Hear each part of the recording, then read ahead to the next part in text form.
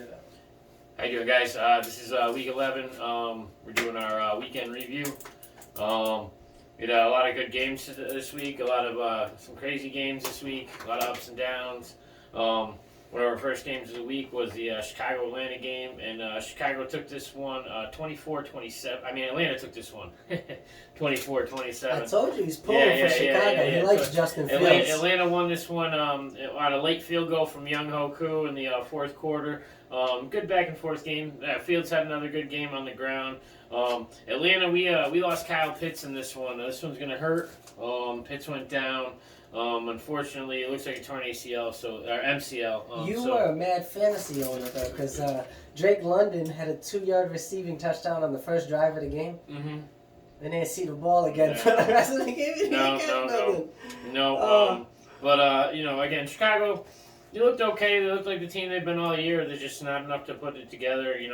They gave away half their defense. Chicago can't in free finish. agency. No, they can't. Well, there's a lot of that's not having these defensive players. So these guys are able to run up front. Atlanta had a good run game. Mariota was able to get around in the pocket a lot. Move around, and I think that's best when he gets. He's actually better when I think he gets to improvise a little bit. Get to move around and make up some plays with his legs a little. But other than that, not too much to talk about in this one. We'll see what happens. So London's targets go up with this guy stepping out for the rest of the season. It looks like.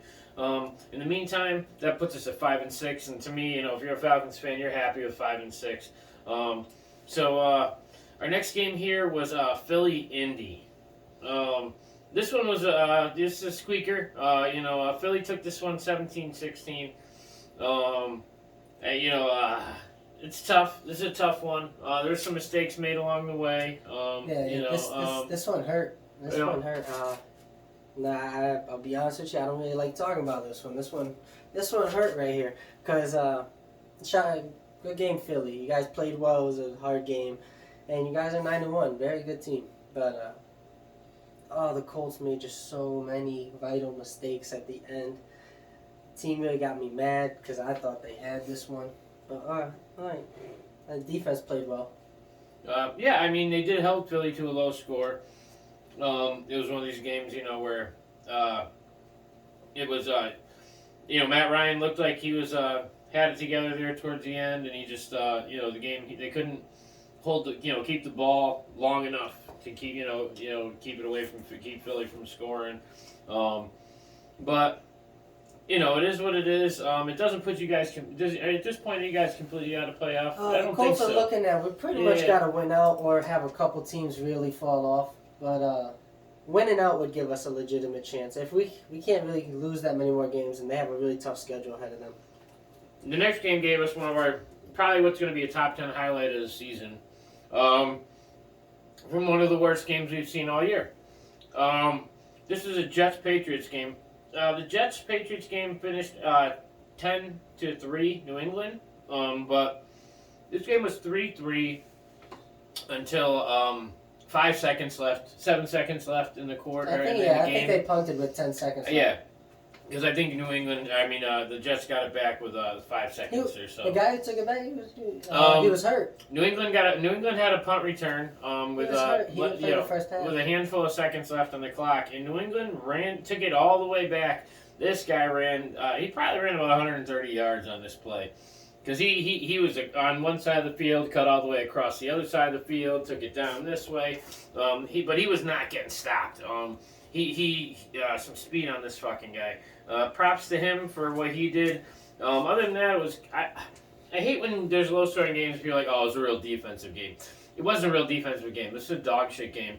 Zach Wilson actually is getting pulled. He got benched. Yeah, they put in White, yeah. They're going to put in White. Flacco's still not ready to go, so they're going to go with White. Hey, White balled out for a game last year. White played last year and played Then he well. got hurt in, I think, his second game, and didn't really get to show if there was that he was able to do it consistently. So he's going to get a chance. We'll see what happens, because, again, this was a bad game. They both looked like shit.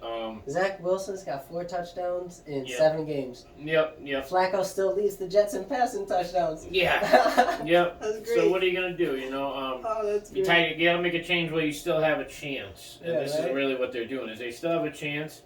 And they gotta switch some stuff The up. Patriots are finding ways to win every game, Mhm. man. Sometimes they've looked really good. Sometimes they've had to dog it out, but they're winning a lot of games. So Bill Belichick doesn't seem to know what losing seasons are. The next game at 1:00 was Washington.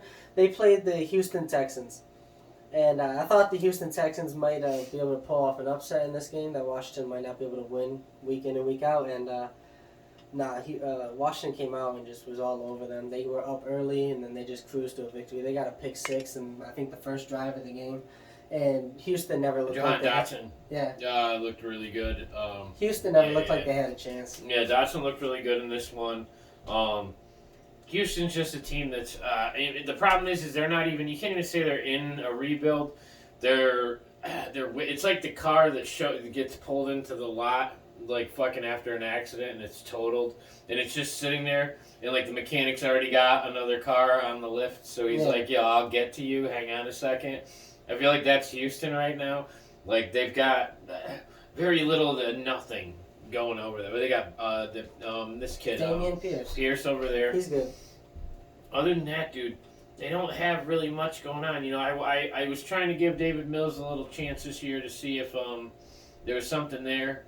You know, and cut them some slack, man. It's hard to get people to want to play in Houston. Yeah, there is. I know. Since Watt left, he was like the last. Him and Hopkins were like the last guys bringing anybody to come over there. You know, J.J. Watt was, you know, he was that guy who, you know, fucking, he just, you know, he was the kind of guy people wanted to play with. Same with Hopkins. But either way, you know, this game pretty much turned out the way most people thought it was going to be, unless you're a Texans fan. And even if you weren't, you know, even if you are a Texan fan, you probably, at least about 40% of them thought Washington might win this one anyway. But again, it was football. It was better to watch than the Jets and the Patriots. Next game on the slate was the Rams and New Orleans.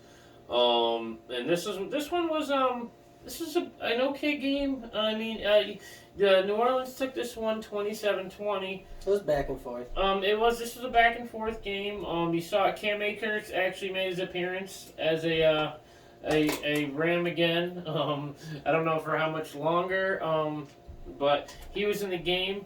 You know, they're not the same team without Cooper Kupp, obviously. Allen Robinson scored a touchdown. Yeah, Stafford played, but he's not going to play this week. They've already declared him out, so he came in just to be out again.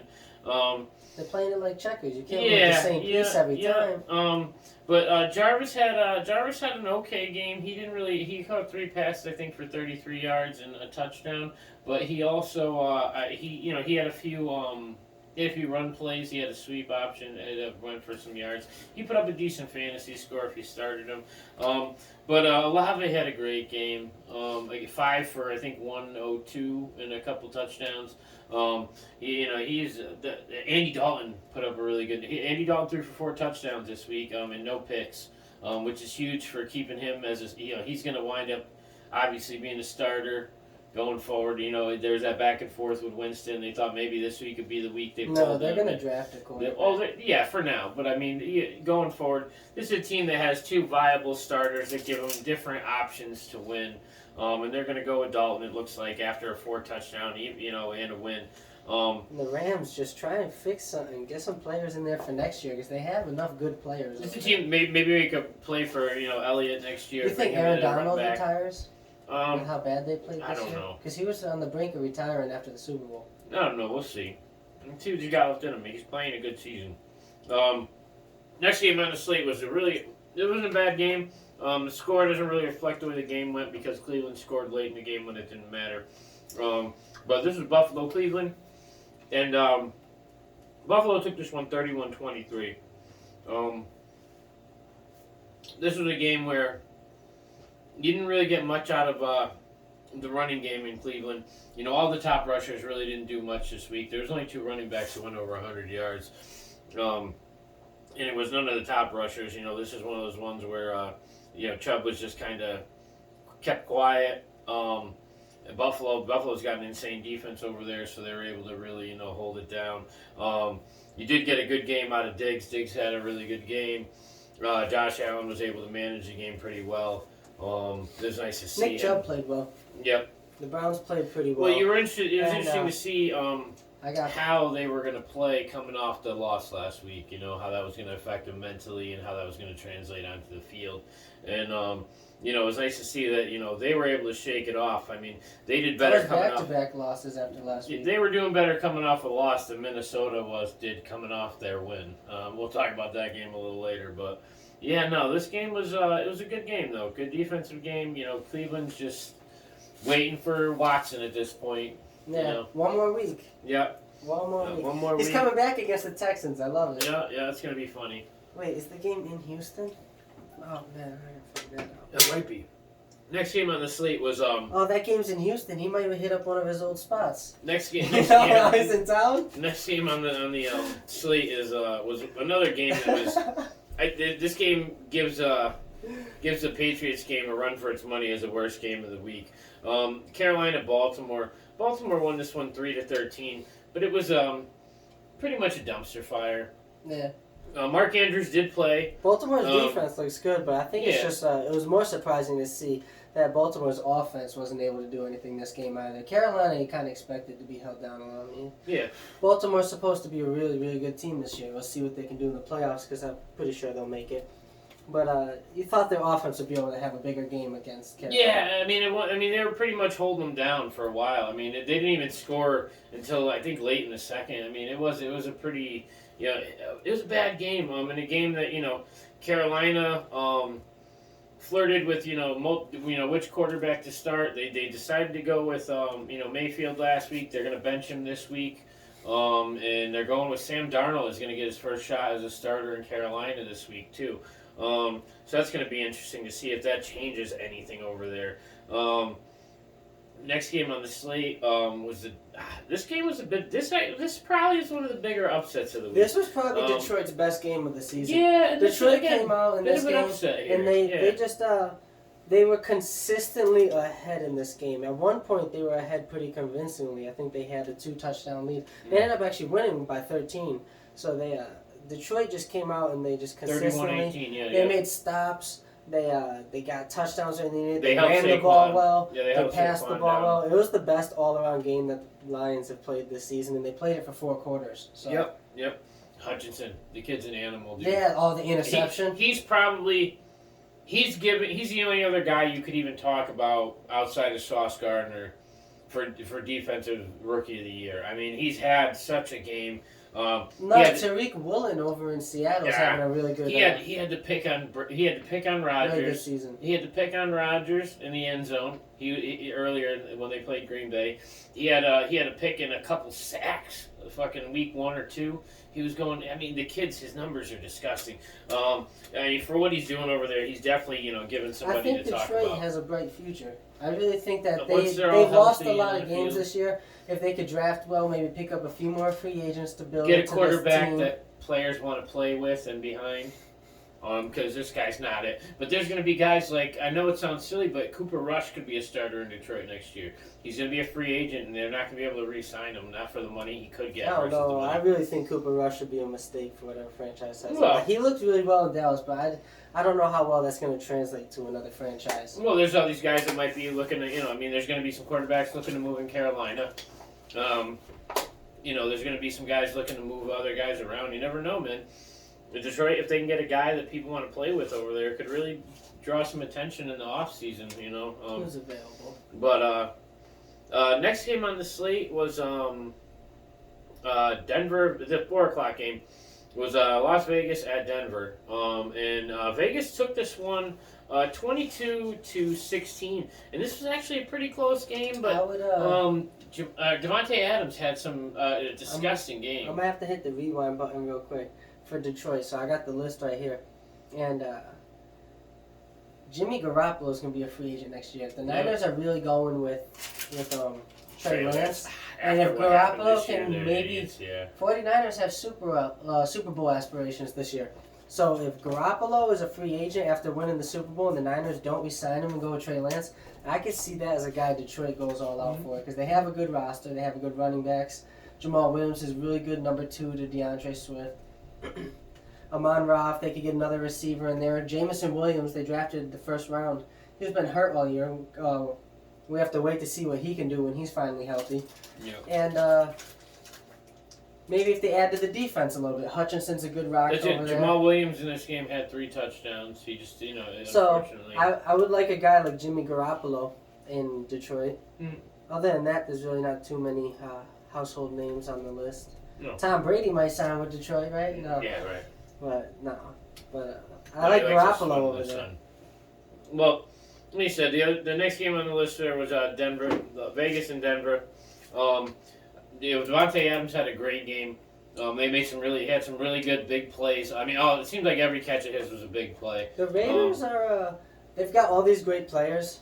Jacobs led the league in rushing this week. I can't help but think that Carr is the problem because you see the talent on Las Vegas every game they play. They don't normally win. They were able to pull this one out in another ugly game, 22-16. Against a Denver team that doesn't score more than about 10 or 12 points a game. Against a Denver team that I read a stat today that said if they averaged 18 points a week, they would be 9-1 this year. So Denver doesn't have to put up much, and they have a terrible record. Their offense is awful. But Las Vegas didn't play well, but it's a team with all this talent, but they can't move the ball down the field. You see plays where Josh Jacobs has a really great drive, and then there's punt, turnover, and then Devontae Adams will catch 4 balls for 63 yards, and then maybe he'll get the touchdown, or they'll punch it in, or get a field goal. And then it's punt. These guys can't put it together on consistent drives. They play these ugly games, but they always put up a little bit because they have so much talent. They have guys that can make big plays, and so every now and then they'll make big plays, and they score a little. Yep. Oh, well, that's the thing. Adams was a top 3 receiver this week, and Jacobs led the league in rushing this week. So I mean, But if you watch the game, it wasn't like an all-game thing. No. There'd be one drive that worked real well, and then they'd have like 3 bad drives. All Adams' plays were big play, big catch plays for the most Even part. the touchdown, he faked a little over and then hit the corner route, and he was just wide open. No one was near him. He was wide open. It was a fantastic route. But So Las Vegas, they have all this talent, but Carr's got to be the issue to me because I'm not going to blame all the talent for why they can't make good plays consistently. Denver released Melvin Gordon this week. Yeah. He's officially been waived after dropping 4 passes out of the backfield last week. And just having a dismal end to his career in Denver. Not to say another team couldn't pick him up and he could maybe make a difference somewhere else, but his time in Denver is done right now. It is what it is, but. Next game was an awesome game. All right, so I guess this game is definitely the upset of the week because this game was just such a landslide. That's why I say it's an upset. People might have picked Dallas to win, and Dallas might have been even favored, but if it wasn't by this much. By 37? Dallas won this game 40-3. If you called the score on this, you are a Dallas fan or a wizard. Because I mean, I don't know what happened. They shut Jefferson down. Micah Parsons was all over fucking Kirk Cousins. Didn't I say that in the preview? And you said, no, Micah Parsons isn't the best player in the world. And he's not going to be all over Kirk Cousins. I said, watch him. I still think Minka Fitzpatrick and a few of these guys. Regardless, I told you that he was going to be all over Cousins. And because Cousins isn't mobile, Micah Parsons is going to be on his ass all game. All over him, dude. All over him. I called this. I knew that Dallas' defense was going to roll Minnesota. Yeah, I just didn't think Dallas was going to put up 40. It was, unbelievable, dude. Dallas it seemed like every play Dallas scored on, dude. They just kept putting points on the board. I think they might have punted twice this game, the whole game. Elliott was in a few times here and there. He made his presence known. He had a rushing touchdown. They played him a few times towards the goal. It was definitely more Pollard's team. And I think, this season's going to be the last season in Dallas for Elliott because Pollard's going to be a free agent. Well, Pollard's going to be a free agent. Well, Pollard absolutely ate in that game. Yeah. His receiving numbers, he went over 100 receiving. I think he had 90 rushing. Yeah. That's the thing is they did a real good game. For all the everybody involved on Dallas's side, defensively, offensively, it was just a really good. In Minnesota after maybe they were just worn out after the slugfest with Buffalo last week. I don't know. But it just wasn't there for them in this game. But when you only have one loss, you're allowed to have another one here and there. You're allowed to. Because this is what happens when Kirk Cousins is a 1:00 player, dude. He gets tired real early in the day. He needs more coffee. If he's not playing at 1 p.m., dude, Kirk Cousins doesn't do too well at 4 p.m. and he definitely doesn't do well on prime time. I'll tell you that. Next game was Cincinnati Pitt. This game, Cincinnati won this game. It was 37-30 actually. Pitt actually did give them a run for their money.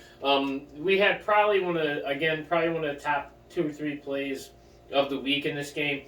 J.J. Watt had a one-handed interception in this game on the way down, being on his way of being thrown to the fucking ground. He had already jumped up and tried to wave his arms. And this guy threw the ball, and he managed to one-hand that bitch and pull it down with him on his way to the ground. And it was a great play. But Cincinnati looked silly. They had the zebra striped uniforms on this week. Yeah, the all white and the black and white ones. I didn't like those. I'm going to be honest. I'm not feeling the zebra stripes. I almost kept whacking the TV to see if the color was still working on it. No, I didn't like it. I like the orange and black. It looks a lot better. Yeah, but this is one of those games... you saw Pickett get Pickett. He had an okay game. Pickens got ejected later in the fourth quarter. A couple unsportsmanlike conduct plays. Didn't work out for his benefit. Didn't work out for the team's benefit. In a close game like that, you need your stars on the field. And I think Cincinnati's a really good team. I think Cincinnati has some troubles that they've been working through all season, but they're trying to get ready for this playoff push. And they haven't had Jamar Chase.